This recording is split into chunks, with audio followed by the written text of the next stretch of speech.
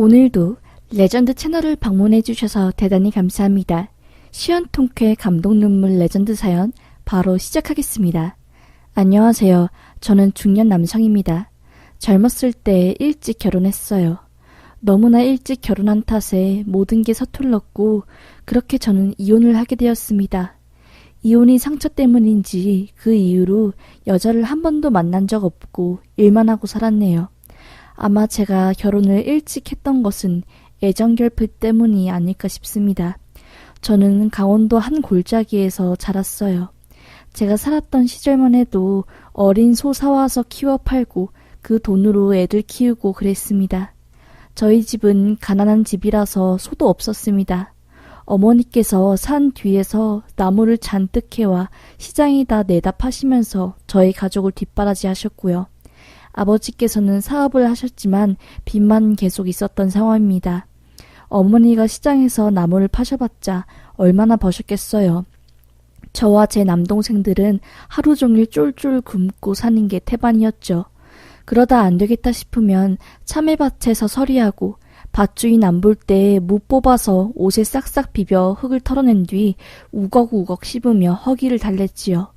그런 저희 집 사정을 알고 항상 챙겨주고 보살펴준 집이 있었습니다. 저희 동네에서 제일 잘 사는 집이었어요. 소도 몇 마리나 있었고 그 집 마당에는 왕자두랑 참다리가 주렁주렁 열려 있었지요. 항상 저희 어머니에게 그 집 아주머니께서 외동딸인 미선이를 통해서 감자며 고구마며 바리바리 챙겨주셔서 보냈어요. 어머니가 돈 때문에 허우적대고 힘들어하실 때면 미선이 어머니는 아무도 모르게 어머니 뒷주머니에 돈을 넣어주기도 했답니다. 돈을 받은 그날 밤 고마움과 미안함에 방 한켠에서 쭈그려 엉엉 우는 어머니의 모습은 잊을 수가 없었습니다. 미선이는 그 집 외동딸이었어요. 그때 당시만 해도 외동이 거의 없었고 다 다둥이었는데 그 집만 유일하게 외동딸이었어요. 미선이는 저보다 나이가 어린 여동생이었습니다. 새하얗고 꽉 말랐는데 정말 이쁨만 받고 자라서 그런지 세상 그렇게 천진난만하고 착하고 순진한 아이는 또 없었을 겁니다. 미선이 아주머니께서 미선이 먹으라고 감자떡이랑 옹심이 해놓으시면 꼭 몰래 저랑 제 동생들 불러서 같이 먹곤 했어요. 자기 혼자 먹어도 모자란 건데 콩 하나라도 나누어 먹는 미선이었지요. 저희와 정말 가족처럼 지냈습니다. 저도 미연이를 친동생으로 생각했고요. 남동생만 있었던 저에게 미선이는 지켜줘야 할 대상이었습니다. 같이 시냇가에서 다슬기도 잡고 비가 오면 처마 밑에서 노래 부르며 하하호호 웃곤 했지요. 냇가에 고무신 벗어놓고 흐르는 냇물에 물장난 칠 때면 천국에 오는 기분이었지요. 지금 생각해보면 그 감정이 사랑이었던 것 같아요. 미선이를 사랑하는 마음, 하지만 집안 차이와 현실적인 문제로 저는 마음을 감출 수밖에 없었고 제가 할 수 있는 건 미선이를 지켜주는 것밖에 없었지요. 미선이를 행복하게 해줘야지 하며 세잎클로바 꽃반지와 플립을 따서 꽃 모자도 만들어주고 빙빙 돌려 은근한 저희 마음을 표현했습니다. 그러다 동네가 발칵 뒤집어지는 일이 생겼습니다. 미선이 아버지께서 거래하는 곳에 돈을 계속 일부러 안 줬나 봐요. 거래하는 업체가 부도날 때까지 돈을 안 주고 버팅기다가 화가 난 채권자가 미선이 아버지를 피살한 겁니다. 옆에 있던 미선이 어머니는 흉기에 찔러 엄청나게 크게 다친 상황이었어요. 그때 미선이는 저와 같이 저희 집 뒷산에서 놀고 있었어요. 노을이 지고 땅거미가 어둑어둑 질 때쯤 갑자기 저희 동네가 어수선해지고 모르는 사람들과 경찰들이 동네로 막 들어왔습니다. 소식을 듣고 온 저희 어머니께서 미선이 어딨냐고 애 꼭 붙잡고 있으라며 미선이가 그 현장을 못 보게 했지요. 미선이 어머니는 병원에 실려갔지만 일주일도 못 버티고 하늘나라로 떠나셨어요. 그때 병원에 갔던 어머니에게 미선이 어머니는 미선이를 부탁한다고 하고 숨을 거두셨습니다. 미선이네 어머님은 집안 문제가 심해서 일찌감치 집과 아예 연을 끊고 나와버린 상황이었고 미선이 아버지께서는 형제분들과 사이가 매우 안 좋아서 미선이를 돌봐줄 사람이 아무도 없었던 거예요. 채무관계도 있고 미선이를 혼자 냅두기에 너무나 위험한 상황이었지요. 그렇게 엄마는 미선이 어머니의 유언을 받아들여 미선이는 저희 집에서 함께 살게 되었습니다. 그날 이후로 미선이는 웃음을 잃었어요. 밥을 줘도 먹지를 않고 하염없이 눈물만 흘렸습니다. 그렇게 천진난만하고 때 하나 없었던 미선이는 얼굴에 그늘이 지고 말을 잃었습니다. 그리고 문제는 저희 아버지였어요. 안 그래도 살기 힘든데 왜 애미애비 피살당한 딸을 거두냐고. 우리가 있는 집안도 아니고 입에 풀칠하나 하기 힘든 형편인데 하면서 매일매일 미선이와 어머니를 눈치줬습니다. 그래서 그런지 미선이는 항상 밥을 안 먹고 남겼고요. 어머니께서는 저희 집이 힘들 때 도와줬던 미선이 어머님이 은혜를 갚기 위해 미선이를 데려온 거지요. 저희한테는 그러셨어요. 미선이는 앞으로 우리 집안 막둥이야. 막둥이고 친동생이니까 절대로 함부로 해서도 안 되고 지켜줘야 할 존재야. 라고 하며 강조하셨죠. 그런데 세상 일이 무서운 게 미선이가 저희 집에서 함께 살고 나서부터 저희 집 형편이 조금씩 좋아졌어요. 아버지께서 일자리를 얻으셨고 일이 잘 풀려 먹고 살만하게 된 것이었죠. 미선이에 대한 아버지 미움도 사그라들고 오히려 복덩이라고 하며 좋아하셨어요. 그렇게 지내길 몇 년, 제가 성인이 되고 미선이가 고등학교에 들어갈 나이일 때 일이 터진 겁니다. 미선이가 가출을 한 거예요. 그때 당시 일을 하고 있었던 저는 집에 도착하고 나서야 사태를 알게 된 겁니다. 미선이 어딨냐고 물어보자 집안 분위기는 냉랭했고 아버지는 바락바락 소리를 지르며 집안에 있는 온갖 물건들을 던지기 시작했어요. 어머니는 아버지에게 바락바락 화내고 있었고요. 알고 보니 아버지께서 그동안 미선이가 자고 있을 때 미선이를 만졌고 꾹꾹 참고 있던 미선이가 폭발한 거였지요.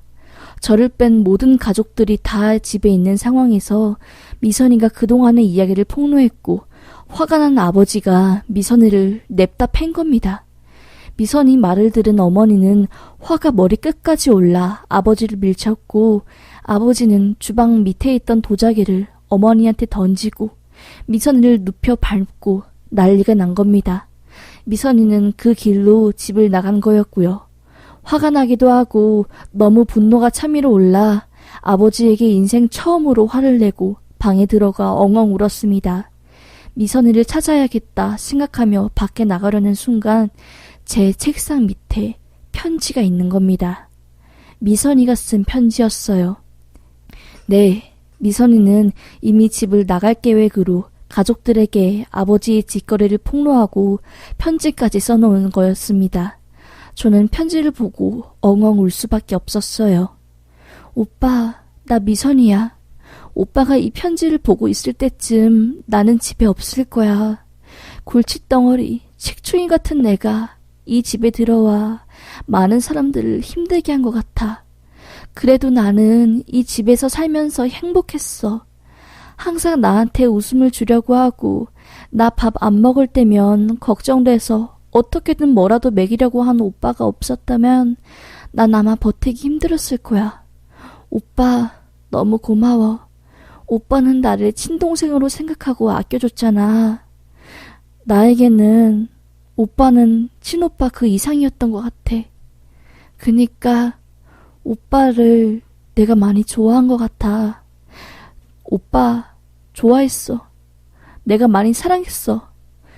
이 말 안 하고 가면 나 평생 한이 될 것 같아서 이렇게 글로 고백해. 나 이제 많이 지쳤어. 나도 어느 정도 컸고 혼자 살 수 있는 나이가 됐으니까 나 찾지 말아줘. 그게 날 더 힘들게 하는 거야. 인연이라면 언젠간 다시 한번 만날 수 있겠지.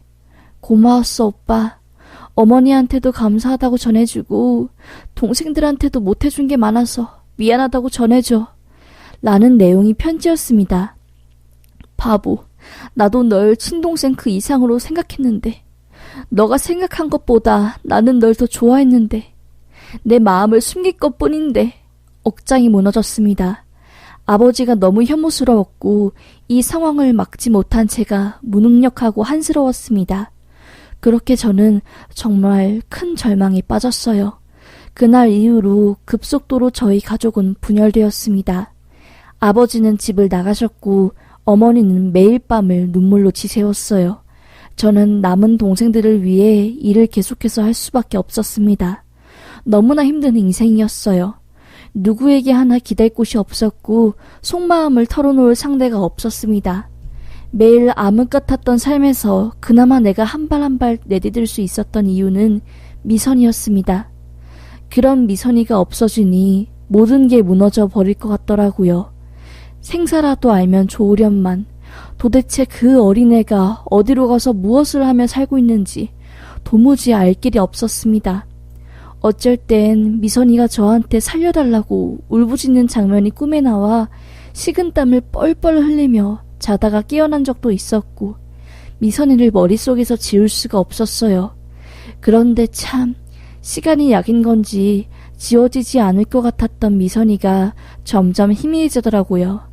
동생들도 다 커서 지 밥벌이하고 어머니도 일자리를 찾으시고 저도 먹고 살기 바쁘니 그렇게 잊혀지는 듯 했습니다. 문득문득 미선이가 떠올랐지만 먹고 살기 바빴기에 미선이를 찾을 여유는 없었던 것이었죠.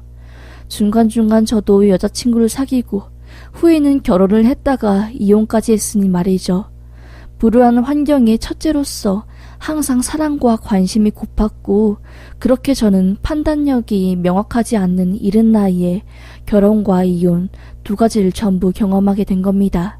전처와의 기억을 지우기 위해 직장도 서울로 옮기고 아예 그 지역을 떠나버렸습니다. 저는 서울에 가서 정말 쉴 틈 없이 일하며 살았어요. 그나마 알게 된 문학 모임에서 스트레스를 푸는 것뿐이었습니다. 그렇게 일하고 살다 보니 눈 깜짝할 사이에 머리에는 새치가 나고 젊음은 지나가 버렸더라고요. 고된 풍파 속에서 저는 50이 넘는 나이가 되어 있었고 뒤를 돌아봤을 땐 이미 너무 멀리 와 있었던 거였죠. 인생을 헛살았나 하는 회의감에 매번 나가던 문학 모임도 몇 년간 나가지 않고 은둔 생활을 했습니다. 친구들은 다 딸 아들 키우며 번듯한 가정을 이루고 있는데 난 뭘 한 건가 싶더라고요. 이렇게 살면 안 되겠다. 정말 죽겠다 싶어서 다시 문학 모임에 들어가고 사람들을 만나기 시작했습니다. 제가 다니는 문학 모임에서는 서로가 쓴 시를 읽고 공유하는 시간이 있는데 그때 처음 본 여자분이 고슬픈 목소리로 시를 읊으시더라고요. 당신을 향한 그리움은 저 하늘에 띄우고 손을 아무리 뻗어봐도 닿지 않는 달처럼 당신도 그러한가 봅니다. 나의 첫사랑, 생각만 해도 눈물이 쏟아지고 심장이 조여오는 듯한 그대여. 오늘도 눈물을 삼켜내며 무거운 발걸음을 옮겨봅니다. 라고 하며 시를 읊는데 그 시를 듣자마자 제 첫사랑 미선이가 생각나더라고요. 순간 저는 강원도 산골 미선이와 행복했던 그 추억 속으로 빨려 들어가는 듯한 느낌을 받았습니다. 그때부터였을 거예요. 그 여성분에게 관심이 생겼던 순간이요. 이 여자는 도통 어떤 사연을 가지고 있을까? 어떤 삶을 살았기에 저렇게 애달픈 글을 썼을까 하는 마음에 친해지기 위해 많이 노력했습니다. 입이 무거워 한마디 한마디를 조심스레 꺼내는 그 여자는 저희 호기심을 더욱더 불러일으켰지요. 저희 적극적인 호감 표시로 모임 외 시간에서 따로 만나며 차도 마시고 문학에 대한 이야기도 나누었습니다. 말하면 말할수록 알 수 없는 행복한 감정에 휩싸였고 마치 미선이와 함께 있을 때의 그 벅차오르는 기분 좋은 감정이 저를 감싸는 듯 했어요. 저의 오랜 기다림 끝에 그 여성분과 저는 조심스레 만남을 시작했습니다.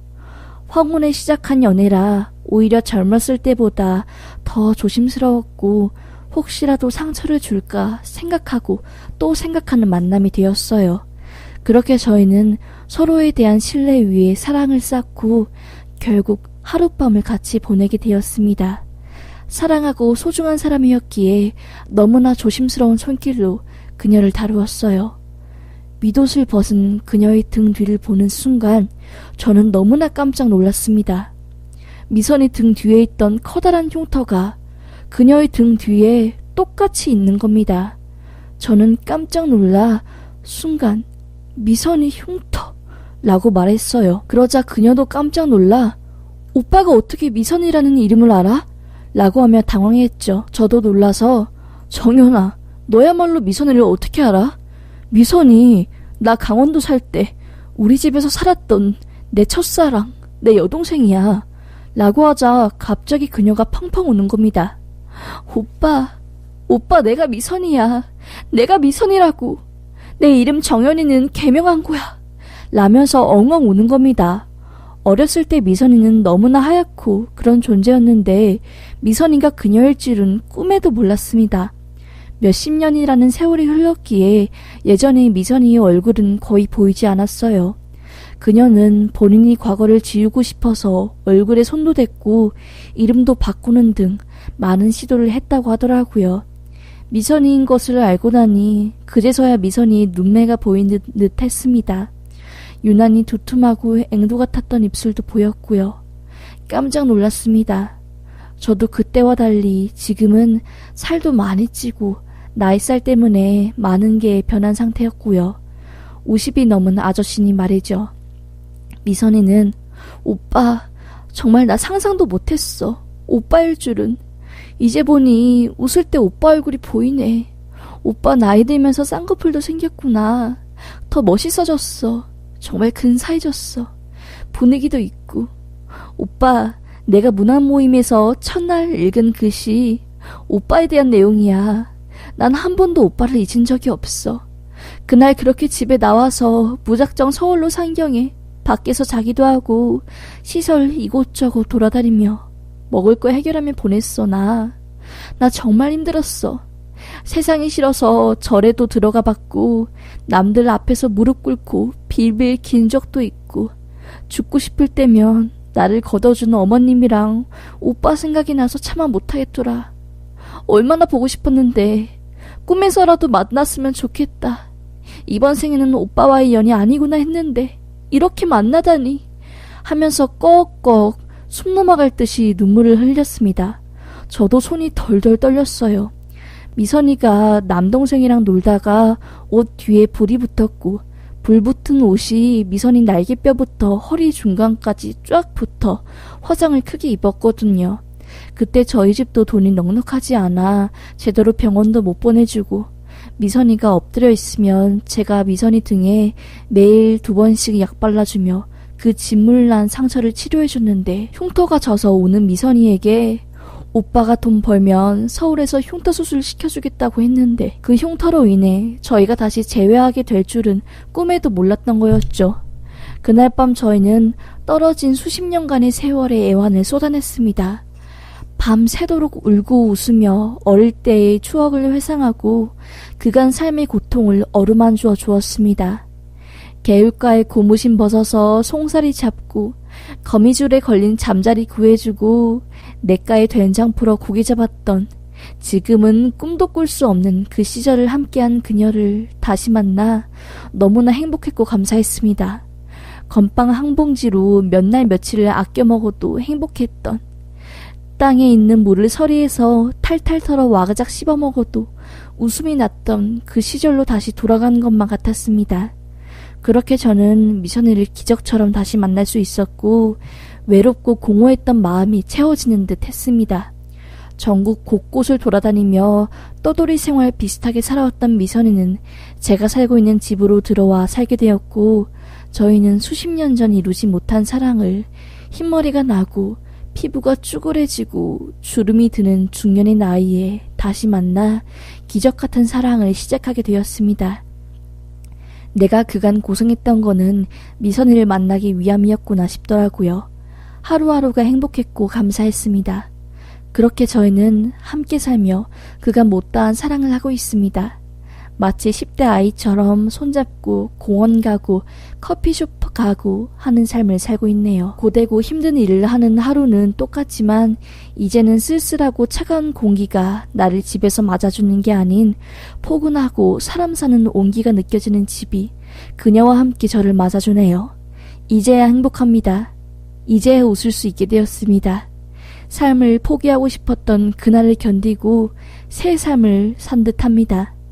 내 인생 기구한 줄만 알았는데 이 나이에 이런 일이 생길 줄 누가 알았겠어요. 사는 게 힘들지만 세상은 견딜 수 있는 시련만 주는 듯합니다. 감사합니다. 정말 감사합니다. 세상에 감사하고 만물에 감사합니다. 앞으로도 감사함 잊지 않고 살겠습니다. 사랑합니다. 세상 어딜 가든 밤이 되면 보이는 달처럼 저도 그녀 곁을 항상 따라다니는 달이 되렵니다. 그녀가 밤처럼 캄캄하고 힘든 길을 걷고 있을 때면 환하게 비추어주는 달이 되렵니다. 여기서 글 마치겠습니다.